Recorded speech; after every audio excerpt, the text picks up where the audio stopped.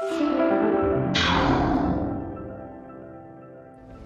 हिंद दोस्तों, स्वागत है आपका अपने YouTube channel paramilitary news Hindi में। और आप देख रहे हैं paramilitary news Hindi daily update, जहां हम बात करते हैं बीते 24 घंटे में केंद्र अर्धसैनिक बल के महत्वपूर्ण खबरों का। तो आइए शुरुआत करते हैं आज की बड़ी और अहम खबरों के साथ। श्रीनगर से एक बेहद दुखद खबर सामने आई है। सीआरपीएफ की 44वीं बटालियन के मुख्यालय HMT जैनकोट श्रीनगर में तैनात एक जवान मृत पाए गए हैं। मृतक जवान की पहचान head constable carpenter Harinath Ram 44 battalion CRPF के रूप में हुई है। अधिकारियों के अनुसार जवान को यूनिट परिसर के भीतर अपने बिस्तर पर बेहोशी की हालत में पाया गया, जिसके बाद उन्हें मृत घोषित कर दिया गया। फिलहाल मौत के सटीक कारणों का पता नहीं चल सका है। मामले में भारतीय नागरिक सुरक्षा संहिता BNSS की संबंधित धाराओं के तहत कार्रवाई शुरू कर दी गई है। पुलिस की टीम द्वारा मामले की जांच की जा रही है। अब एक बड़ी खबर, केंद्र अर्धसैनिक बल के इंस्पेक्टरों के लिए सुप्रीम कोर्ट से बड़ी राहत और ऐतिहासिक जीत की खबर आ रही है। मामला जुड़ा है 48वां ग्रेड पे से 4 साल सेवा पूरी करने पर 54वां ग्रेड पे देने के संबंध में। सुप्रीम कोर्ट ने पहले केंद्र सरकार की SLP खारिज की और अब रिव्यू पिटीशन भी खारिज कर दी है। यह फैसला ITBP इंस्पेक्टर सुशील कुमार के केस में आया था, लेकिन अब यह BSF, CRPF, ITBP समेत सभी केंद्र अर्धसैनिक बल के इंस्पेक्टरों पर लागू होगा। अब गेंद सीधे केंद्र गृह मंत्रालय यानी कि MHA के पाले में है। इंस्पेक्टरों का कहना है कि कानूनी लड़ाई पूरी तरह जीतने के बावजूद अब तक उन्हें वित्तीय लाभ नहीं दिया जा रहा है और कई बलों के महानिदेशालय मनमाने तर्क दे रहे हैं। जल्द ही अवमानना याचिका दायर होने की भी संभावना है। अब एक और बड़ी खबर दिल्ली हाईकोर्ट से आ रही है। दिल्ली हाईकोर्ट ने एक बेहद संवेदनशील और अहम फैसला सुनाया है। कोर्ट ने साफ कहा है कि सीआरपीएफ जवान की संतानहीन विधवा अगर दोबारा शादी भी कर ले तो भी उसे फैमिली पेंशन मिलती रहेगी। हाई कोर्ट ने रूल 54 CCS पेंशन रूल 1972 और 2009 के ऑफिस मेमोरेंडम को पूरी तरह वैध ठहराया। कोर्ट का कहना है यह नीति न केवल संवैधानिक है बल्कि शहीदों और दिवंगत जवानों के परिवारों को आर्थिक सुरक्षा देने के लिए भी जरूरी है। कोर्ट ने यह भी स्पष्ट किया कि फैमिली पेंशन विरासत नहीं बल्कि कानूनी अधिकार है और जब तक विधवा जीवित और पात्र है माता पिता उसका दावा नहीं कर सकते हैं।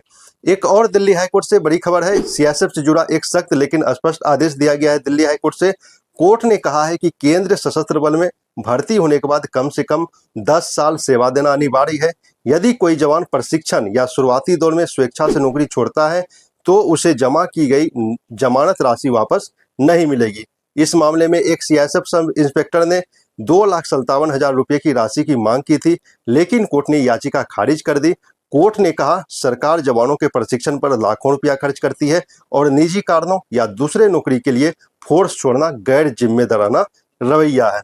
अब एक बड़ी खबर पंजाब एवं हरियाणा कोर्ट से आ रही है, जहां पर ITBP अधिकारी को बड़ी राहत मिली है। कोर्ट ने कहा है कि एक अकेले एवरेज अपार ग्रेडिंग किसी अधिकारी को पूरी प्रमोशन प्रक्रिया को नहीं रोक सकती। करीब 40 साल की बेदाग सेवा करने वाले ITBP अधिकारी रोशन शर्मा को सिर्फ 1 साल की औसत ग्रेडिंग के कारण कमांडेंट पद की प्रमोशन से बाहर कर दिया गया था। हाई कोर्ट ने वह अपार रद्द करते हुए रिव्यू DPC कराने का आदेश दिया है। अगर अधिकारी योग्य पाए जाते हैं तो उन्हें सीनियरिटी और एरियर सहित प्रमोशन मिलेगा। अब खबर CSF की तरफ से। CSF द्वारा आयोजित वंदे मातरम कोस्टल साइक्लोथॉन 2026 28 जनवरी से शुरू हो चुका है। यह साइक्लोथॉन पूरे भारतीय समुद्री तट को कवर कर रही है, जिसका उद्देश्य है तटीय सुरक्षा और राष्ट्रीय एकता। इस अभियान में 130 CSF जवान शामिल है, जिनमें 65 महिलाएं भी शामिल है। थीम है सुरक्षित तट समृद्ध भारत। CSF जवान मछुआरा समुदाय और स्थानीय लोगों से सीधे संवाद कर सुरक्षा जागरूकता फैला रहे हैं। अब चंडीगढ़ से एक चौंकाने वाली खबर आई है। ITBP के असिस्टेंट कमांडेंट और एक सुपरिटेंडेंट के बेटे अभिषेक चंदेल को ड्रग सप्लाई के आरोप में गिरफ्तार किया गया है। आरोपी के पास से 10 ग्राम आइस ड्रग मेथ बरामद हुई है। पुलिस अब पूरे ड्रग नेटवर्क की जांच में जुटी है। यह मामला यह संदेश भी देता है कि कानून सबके लिए समान है। अब एक और बड़ी खबर कलकत्ता हाईकोर्ट से। कलकत्ता हाईकोर्ट ने पश्चिम बंगाल सरकार को 31 मार्च 2026 तक BSF को जमीन सौंपने का आदेश दिया है। कोर्ट ने कहा चुनाव या वोटर लिस्ट का बहाना राष्ट्र सुरक्षा में देरी का कारण नहीं बन सकता। करीब 26% भारत बांग्लादेशी सीमा अब भी बिना फेंसिंग के है, जो घुसपैठ, तस्करी और डर की बड़ी वजह है। कोर्ट ने इसे राष्ट्रीय संप्रभुता और सुरक्षा का मामला बताया। तो ये थी आज की केंद्र अर्धसैनिक बल से जुड़ी बड़ी खबरें। इसी तरह खबर के लिए आप हमारे चैनल को सब्सक्राइब जरूर करें। जय हिंद।